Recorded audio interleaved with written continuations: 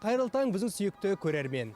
Ақ қарға оранған ақпан айы да аяқталып келеді. Бірақ бұл біз үшін жақсылықтар жалғасын таба бермек.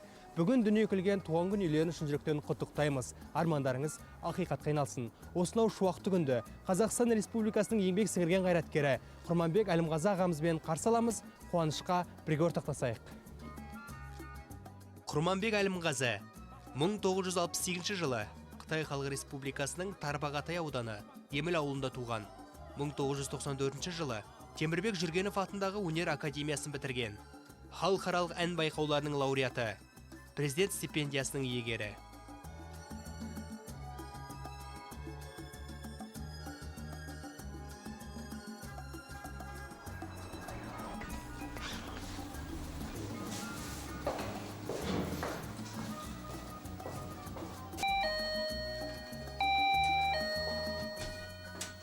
Ассалаумағалейкум аға. Алейкумассалам. Қалғалай. Жақсы аға, өте қуаныштымыз көргенімізге. Шын жүректен құттықтаймыз. Рахмет. Алла разы болсын енді. Кел тұрда тайген. Рахмет. Құрманбек аға, өнер жолы несімен қызықтырды? Әке шешеміз ерте марқұм болып кетті. Әкем Әлімғазы Мәлғажыұлы деген, шешем Қадила Нүкеқызы деген. Шешем жақсы бір домбырадарды осы тыңғылдатып, жақсы бір күйлерді тартып отыратын. Жақсы осы әндер тартып отыратын. Сонда құлағымда қалған қазақтың не бір халық әндерін тартып, балам осы ертең осы өнер есқатады саған. Осы өнерді игерсеңші, мына домбыраны бекер шертіп отырғам жоқ деп, Қазақстанның радиосын жастықтың астына басып отырып тыңдататын бізге. Өнер жолы қиын жол. Бір шаңырақта екі дарынның қатар бақытты өмір сүруі сирек құбылыс. Құпиясы қандай?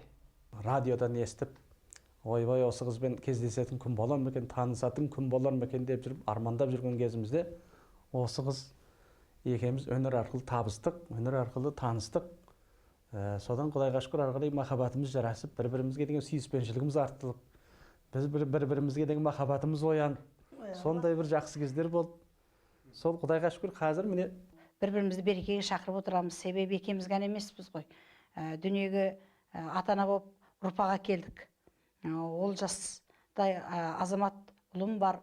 Астанада Айман Мұсақожаевада шабытта оқып жатыр, 2-ші курс.